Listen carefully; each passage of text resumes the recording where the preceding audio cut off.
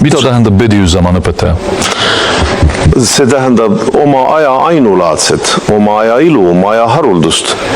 Selle nime andis talle üks tema sel ajal, ma arvan, et see oli 1890-ndatel, 92. või 3. aastal. Ta sündis 1876. aastal. Mainime ka selle ära. Nursi külas. Ta sündis Bitlisi provintsis, Hisani ringkonnas Nursi külas. Ta alustas õpinguid 8 või 9 aastaselt ja igas medreeses, kus ta käis, viibis ta vaid mõned nädalad või kuud. Kõige pikem aeg, mil ta ühes medreeses õppis, oli 3 kuud. See on huvitav, miks ta ei jäänud kauemaks? Seda ma tahtsingi just selgitada.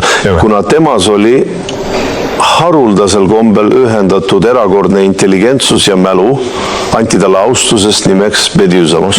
Hoopis pähe 90 raamatut, seda mainisite ka ühes oma intervjuus, ja ta kordas neid 90 raamatut seina vaadates, nii et Kubermer, kelle juures ta elas, arvas tuppa astudele, ta kuulub mõnda sufi ordusse ja valveid, eks ole? 90 raamatu pähe õppimine.